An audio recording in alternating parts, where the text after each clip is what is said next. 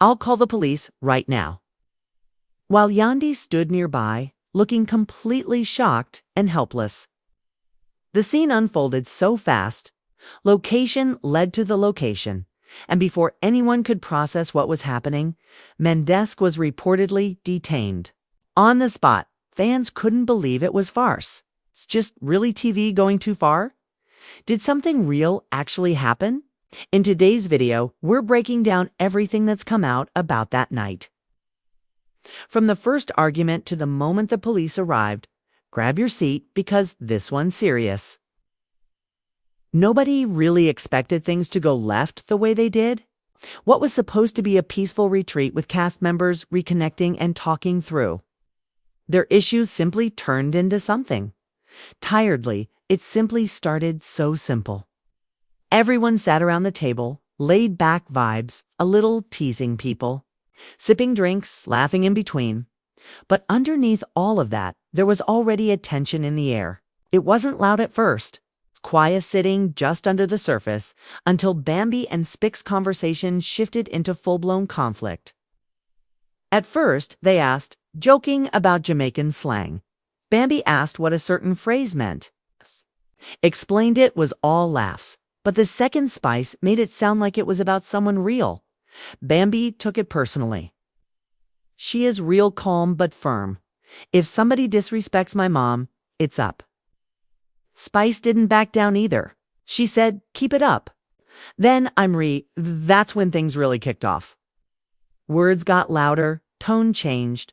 The energy around the table flipped. Yandy was sitting on the other side quietly trying to keep her cool, whispering to Erica. They're just doing it for the cameras. But Erica wasn't smiling. She had that look on her face like something else was going on inside her right when Bambi snapped back talking about property, houses, and body surgeries. Erica let out a little laugh. Not loud, not obvious, just enough that you could feel she wasn't really focused on Bamthen and Spice. Her mind was elsewhere. Then, just as things seemed like they couldn't get any more intense, have a hit. Spice, you've got that Lindo. You've got no house. All you've got is your botched body. Spice clapped right back. At least I'm proud of my scars. The whole room was hot now. Producers in the back kept the cameras rolling. Nobody was stepping in to stop it. Not yet. After a while, the two women moved apart, letting things cool down. People drifted outside for Daisy. Felt like things were winding down. That's Mondaisy. Daisy standing near the corner, arms folded, watching everything quietly, caught Erica's eye. She wasn't far, sipping her drink alone. Erica walked right up to him, not loud, just calm. She said, "Oh, now the perfect coup, how's up?" Yandy was next to him, pulling his arm gently. "Don't even engage," she said low. But Mendeecees tore to Erica and asked, "What are you ang to say?" Erica didn't even hesitate. "Stay. You two only show you're up when the cameras are rolling. In your you're a Mendeecees. Y'all just as messy as Eva Mendeecees. You could see Mendeecees try to keep his cool. His jaw clenched a little, but his voice stayed level. "Erica, not tonight," he said. But she wasn't dunny Yuri Lee, stand up just a little. "Closer, you're stand up, you act like you some stand up to scandal. Handle your own house before you okay about anybody else's." Hen things took a sharp turn. A Handez took a step emphasizing and came up not to hit her, emphasizing and, but pointing, emphasizing, moving in a way that looked bigger than it was. And that's when Erica reacted. She jumped back like he had really tried thing, yelling out, "Don't even me. I will call the police right now." Loud grabbing everybody around to hear. Yandy was grabbing in seconds, grabbing Mendeecees by the arm, pulling him back, voice shaking a little, "Please don't th." Everybody is watching, but Clipspool already had their phones up. There were clipsphere. Clips hit Instagram within meet. People were exhausting things like D. Mendeecees reel it, St. Lose it, Akasa, and Erica play a Tim or nah. While producers tried to settle everybody down, the retreat organizers were already on the phone with security. Erica didn't let up. She stood there, eyes flashing, saying loud enough for cameras and everyone else, "I'm filing a complaint." Tried to come at me, and in the background you could hear sirens, lights flashing in the distance. The entire retreat space went dead quiet. Police cars pulled up, their lights bouncing off the walls, cutting through all that retreat energy like a knife. No more relaxing island vibes, just raw, cold tension. Officers stepped out, taking control. O went straight to Story, her asking her calmly, "What hop Ned here?"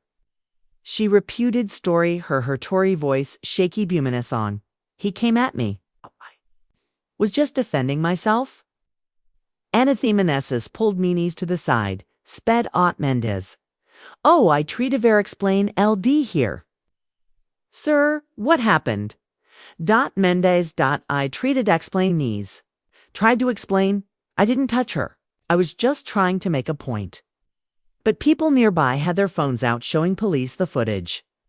And in that footage, even though it didn't show him actually putting hands on Erica, the way he stepped up and pointed looked aggressive. It looked bad enough for the police to decide they had to detain him. Not necessarily an arrest, not yet, but a known. "Oh, take him in and face side out, away from all the camera sand." Yand. Facey Loudlight's face weighs whole other story. She wasn't screaming, she wasn't loudly loud, eyes are eyes, everybody saw it. She looked broken, completely helpless. As police got ready to take Mendezes toward the car, she stepped up to one of them, voice soft but desperate. "Please, Ken, I say something to him before you take him." The officer nodded, giving her a minute. Erica was still surrounded by people, some asking if she was okay, some whispering behind her back. She kept repeating, "I've had enough," not letting this slide, but all Yandy could focus on was Mendez. She walked up to him, took his hand, her voice low, almost shaking. "You promised me you wouldn't let something like this happen again." Mendez looked down at her, no words, just a kind of empty stare. He didn't have anything to say.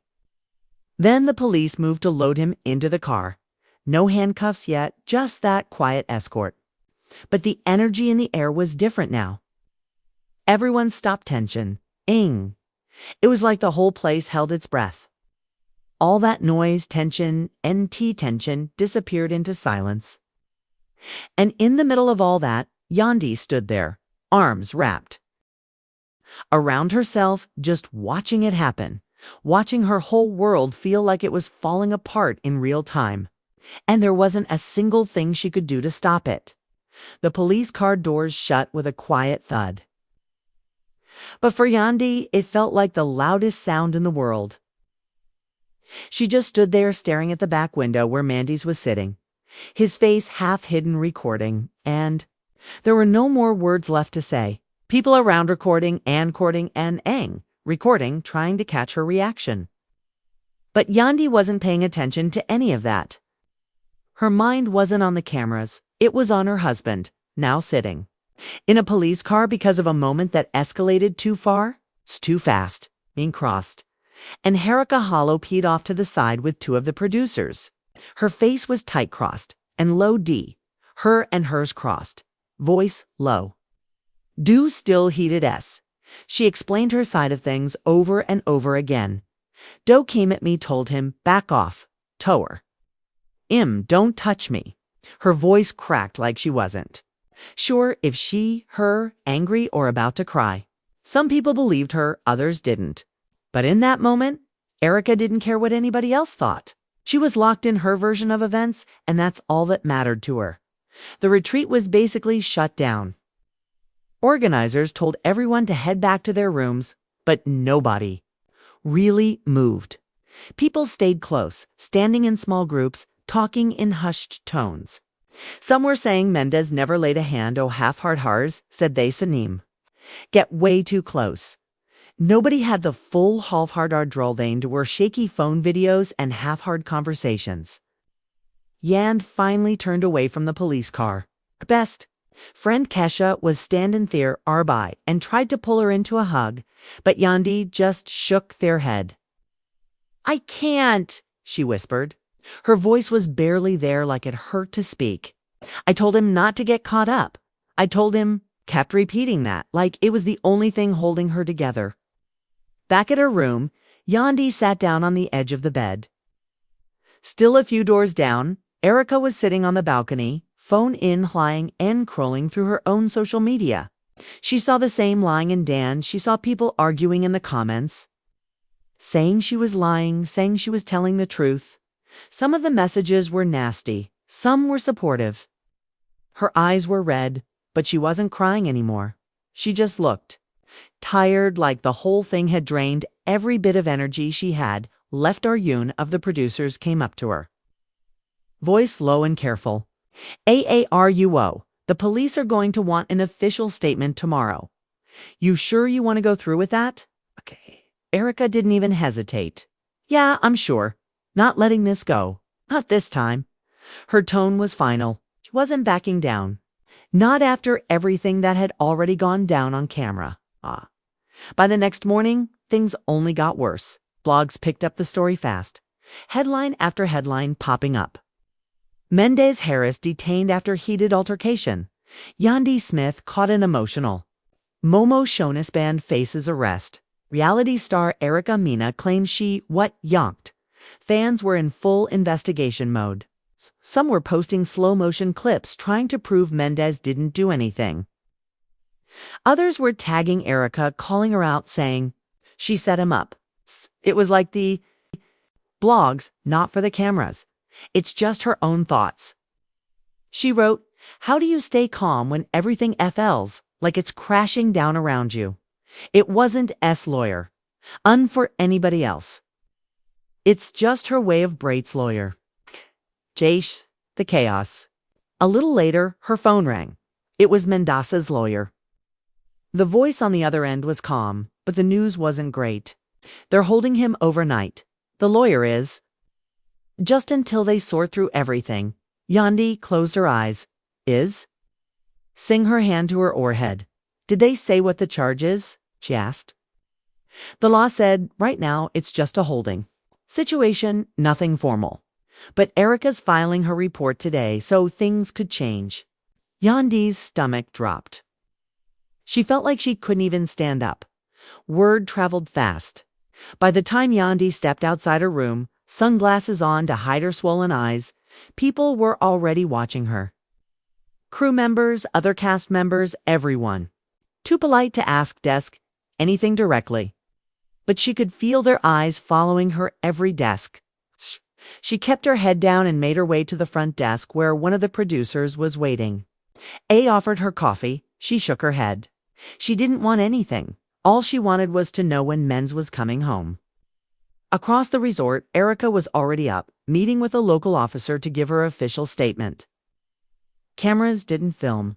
That part, they kept it private, but rumors about what she was saying spread fast. Someone told a blog she claimed Mendez lunged at her, which only made things blow up more online. Started trending. Hashtag justice for Erica. Hashtag Free Mendeecees fans were choosing sides like it was a sport. Later that afternoon, Yandy finally broke her silence. She didn't go live. She didn't post a statement. She just put up a black screen on her Instagram story with a single line of text praying for Claire Andressi, middle of confusion. That was it. No names, no details. Sundress Berry knew what it meant, and while all this was happening, Andes's was still sitting in a hall in G room. No phone, no outside contact, just him and his own thoughts. Reports say he kept asking the officers, "Can I talk to my wife?" But the answer was always the same. Not yet. He wasn't angry anymore. Not yelling, just quiet. Waiting. Fans couldn't stop talking about it. Some said it was bound to happen. Others said the whole thing was staged. No way. Yandy didn't know this was coming. One fan posted. Another reply. Nah, you could see it in her face. She wasn't acting. Meanwhile, production on the retreat completely shut down. Produce everything Ice Rebody home early. saying things had gotten too out of hand. The tea everything is supposed to bring people together had left. Everything even more broken than before. And as the sun started to set that night, Yandy sat alone on the same balcony where she and Mendeecees had shared a quiet moment just a day before. Now all she had was silence and the sound of her own heart breaking in the background. By the time the second night fell, everything felt different. It wasn't just about Mendeecees anymore. The entire city was watching. Now, blogs weren't just posting about the incidents. They were digging up old clips, old interviews, anything that could tie into what happened between Erica and Mendeecees. Old rumors resurfaced. People started asking if there had ever been tension between them before. Things the cameras missed. Things nobody talked about until it wasn't just a moment anymore. It was a full-blown story. Jan barely slept that night.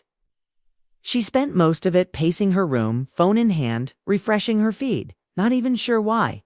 She wasn't posting, wasn't replying to texts, scrolling in and datching the way public opinion kept shifting back and forth.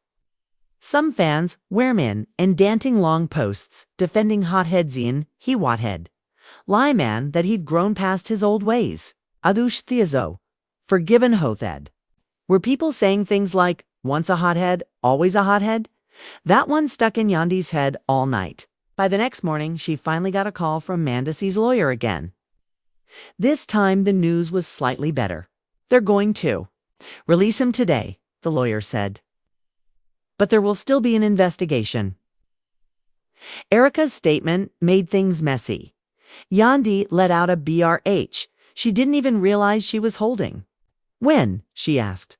Within a few HS, the lawyer answered. I'll text you as soon as it's official. Still, even with that little bit of relief, there was no real peace.